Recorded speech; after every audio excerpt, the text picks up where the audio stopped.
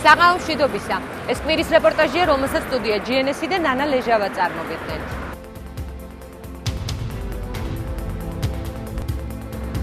გაზეთ ყველა სიახლეში ფოტოები დაიბეჭდა, რომელიც ვენაშია გადაღებული.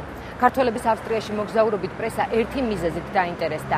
ივლისის ბოლოს ვენის ერთ-ერთ კერძო კლინიკაში გიგი უგულავას მემკვიდრე, პატარა ალექსანდრე უგულავა დაიბადა. ვენაში მუშაობის დროს ფოტოკორესპონდენტმა ისიც გაარკვია, რომ ერთ-ერთ ყველაზე ძვირადღირებულ და პრესტიჟულ სასტუმროში გიგი უგულავას სახელზე რამდენიმე ნომერი იყო გაფორმებული, სადაც საგულშემატკივრო წასული ქართული ბომონდი სავარაუდოდ თბილისის მერის ხარჯზე ცხოვრობდა. გიგი უგულავას ქონებრივი დეკლარაცია და შთამბეჭდავი ხარჯები. ჩვენს რეპორტაჟში ასევე ნახავთ, როგორი იყო უგულავას ცხოვრება არჩევნების წინ და როგორია ის არჩევნების შემდეგ. იმედი მაქვს აქ გარჩევის სამუშაო.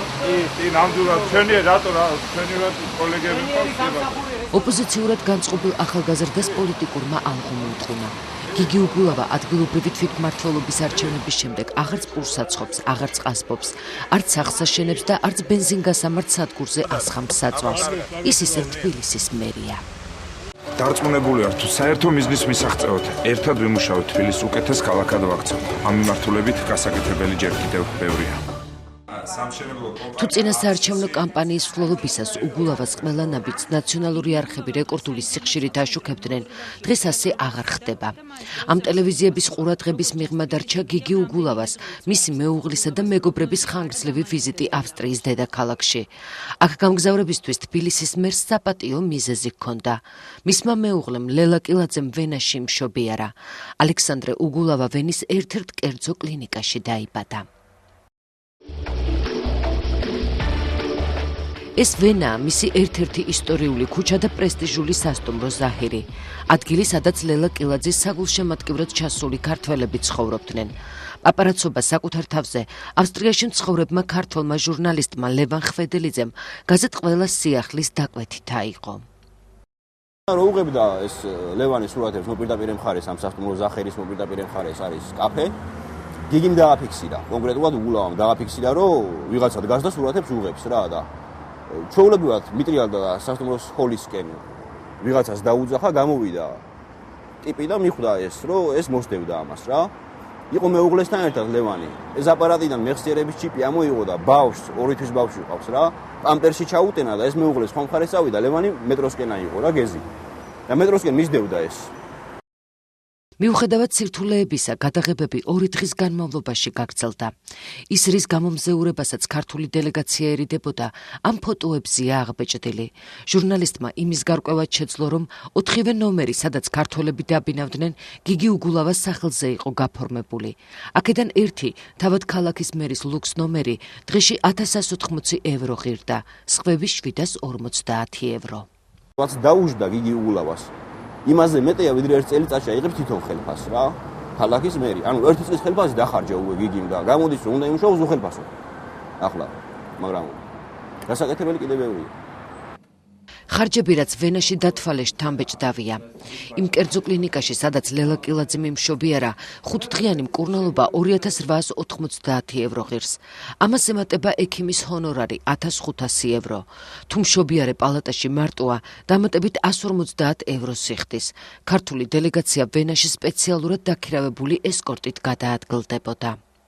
ჩვენს დელეგაციაზე ესკორტი ყავდა დაქირავებული იქ სასტუმროში რა. იქაური მძღოლებიც კი არ ყავდა, აქ ინაყავდა თავის მძღოლები ჩაყვანილი. მოძრაობდნენ ყველა ერთად აბსოლუტურად. თავში იდგა კოდუას მანქანა, მძღოლად ყავდა პიროვნება, რომელიც ვერ ვიციან სურათებში. და მე მიყვებოდა გიგი და ასე შემდეგ, ბარამიძე. ესკორტი იყო ჩვეულებრივი, 3 მანქანა მერსედესი, 3 მანქანა Volkswagen-ი, 1 მანქანა ჯიპი. 7 მანქანიანი ესკორტი წარმოიდგინეთ, რა დელეგაცია იყო ჩასული. Volkswagen-ამ ის მერსედესი სალსაკე 603 евро 5 დღეში და ჯიპის ესკორტი 800 евро, 890.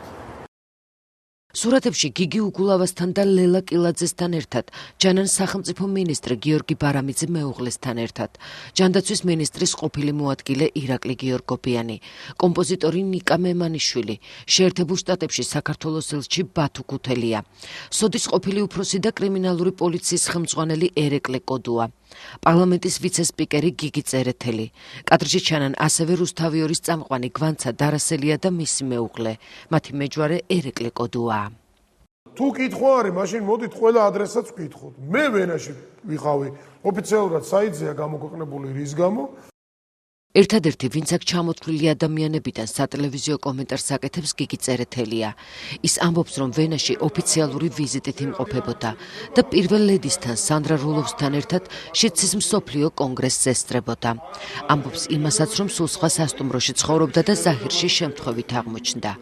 ვარაუდობს, რომ უგულავას მეუღლეს ჯანმრთელობასთან დაკავშირებით პრობლემები ჰქონდა, რასაც ქართველი ექიმები ვერ გაუმკლავდებოდნენ და ლელა კილაძემ ვენაში სწორედ ამიტომ იმშობიარა.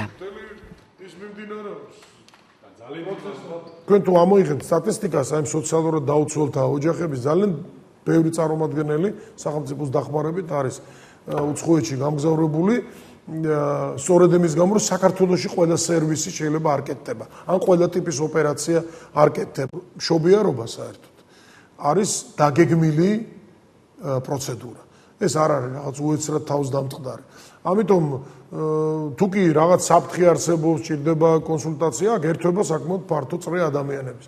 არიან მეგობრები, არიან ახლობლები, ალბათ ყველა რაღაცას შეეცდება, რომ დაგეხმაროს. შეიძლება ერთმა მარტომ ვერ აწიოს ზოგიერთი პროცედურა, მაგრამ ჩემი აზრით ეს არ არის ძალიან ძვირი, არც უცხოეთში. თუ უგულავასთან ერთად სურათზე აღბეჭდილი ყველა ადამიანი ვენაში თბილისის მერისგან დამოუკიდებლად აღმოჩნდა, მაშინ უპასუხოდ რჩება კითხვა, ვისთვის იქირავა გიგი უგულავამ ზაჰირში 4 ძვირად ღირებული ნომერი. ეს ძალიან გავს რომელიმე სასულთნოს რაღაცა პრინცის ან ტახტის მემკვიდრის ვიზიტს, როდესაც მიდის საზღვარგარეთ, აქ ჩანს კარგად ერთი 15-20 კაციანი დელეგაცია, ზუსტად ისეთ შემადგენლობით, რომელსაც ალბათ ბრუნეის პრინცი წაიყოლებდა თავს, მინისტრები შერწყმული რაღაც შოუ ბიზნესის ვარსკვლავებთან და მე მახსოვს მიხეილ სააკაშვილის ერთ-ერთი პირველი განცხადება, რომელიც მან თავისი მთავრობის პრეზენტაციაზე გააკეთა, რომ თუ ნახავთო ვინმესო, რომ მინისტრსო, გარდა თავისი ოროთახიანი ბინისა, კიდე რაიმე სხვა ქონებაც აქვს, ან კიდე რაიმე სხვა შემოსავლებიც აქვსო, აუცილებლად შემატყობინეთ, რომ ეს მინისტრი აუცილებლად დავაპატიმროო. ეხლა მე ვფიქრობ, რომ ეს ხარჯები, რაც აქ არის გაკეთებული, ბევრად უფრო მეტია, ვიდრე გიგი უგულავას 1 წლის ხელფასი. თბილისის საკრებულოს სარევიზიო კომისიის წევრი კახა კუკავა გვეუბნება, რომ ვენაში მერის მიერ გაწეული ხარჯების შესახებ საზოგადოებას ინფორმაცია სავარაუდოდ მომავალი წლის გაზაფხულზე ექნება, როცა გიგი უგულავა მორიგქონებრივ დეკლარაციას შეავსებს. მერიის პრესამსახურში გვეუბნებიან, რომ გიგი უგულავა ვენაში საკუთარი სახსრებით გაემგზავრა. მისი პირადი იმიდან მოხდა, ანუ არანაირი ის არ ყოფილა ას ფონდიდან და ას მერიიდან საერთოდ ეგ იყო მისი პირადი ხარჯიდან. ამ პასუხის შემდეგ ჩვენ თბილისის მერის ქონებრივი დეკლარაციით ვინტერესდებით.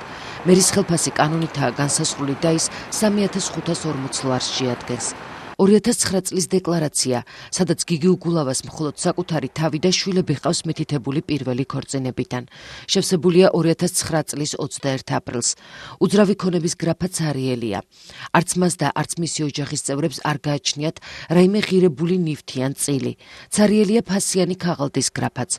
უგულავას საბანკო ანგარიში აქვს გახსნილი საქართველოს ბანკსა და TBC ბანკში. საქართველოს ბანკის ანგარიშზე მერს 15694 ლარი ერიცხება. TBC ბანკში კი 15229 ლარი და 105000 ამერიკული დოლარი. სავარაუდოდ ეს მერის დანაზოგი უნდა იყოს, რადგან წინა წლების დეკლარაციებიდან არ ჩანს უგულავას ან რაიმე საჩუქარი მიეღოს, ან უძრავი ან მოძრავი ქონება გაეყიდოს, საიდანაც ამგვარ შემოსავალს მიიღებდა. სამუშაოს შესრულებით მისი წლიური შემოსავალი 63720 ლარია. 2010 წელი შევსებულია 27 აპრილს. ოჯახის წევრების გრაფაში უგულავასთან ერთად მხოლოდ მისი 2 მცირეწლოვანი ქალიშვილია მითითებული. გრაფები უძრავი და მოძრავი ქონების შესახებ მონაცემებს არ შეიცავს. საქართველოს ბანკის ანგარიშზე მას 185 ლარი, TBC ბანკში კი 20000 ლარი ერიცხება. წინა წელთან შედარებით უგულავას 1 წლის განმავლობაში მიღებული ანაზღაურება გაზრდილია და 93456 ლარს შეადგენს. აი ეს არის თუ შეხვედრიათ სადმე. ხო არ არის? ეს ხო არ არის აქ? გაზეთში გამოქვეყნებულმა ფოტორეპორტაჟმა სათაურით ვენის ტყის ზღაპრები საზოგადოებას მერიის სარეზერვო ფონდიდან გაწეული ხარჯები გაახსენა. ეს ინფორმაცია ჯერ კიდევ არჩევნების წინ გახდა ცნობილი. ამ დოკუმენტიდან ირკვევა, რომ 2008 წელს გიგი უგულავამ მომავალ მეუღლეს ლელა კილაძეს, რომელიც მაშინ მერიის ადმინისტრაციაში მუშაობდა, ფინანსურად ორჯერ გაუმართა ხელი. 2008 წლის 18 სექტემბერს მას და პარლამენტარ გიორგი მელაძეს 9277 ლარი გამოეყო. იმავე წლის 24 ოქტომბერს კი უგულავა მომავალ მეუღლეს 2529 ლარით დაეხმარა. მაშინ მერიის პასუხი ასეთი იყო: სარეზერვო ფონდიდან ლელა კილაძის მივლინება დაფინანსდა. მორიგი ქონებრივი დეკლარაცია გიგი უგულავამ მომავალი წლის გაზაფხულზე უნდა შეავსოს. მანამდე კი ქართულ საზოგადოებას მხოლოდ მკითხაობა მოუწევს იმის შესახებ, თუ საიდან დაფარა მერმა მეუღლის ვენაში მშობიარობისა და იქ ქართველი გულშემატკივრების მასპინძლობის ხარჯი. კითხვა კი, რა აუცილებელი იყო ასეთი წარმომადგენლობითი დელეგაციით ვენაში ჩასვლა, მომდევნო საარჩევნო კამპანიის დროსაც სავარაუდოდ უპასუხოდ დარჩება.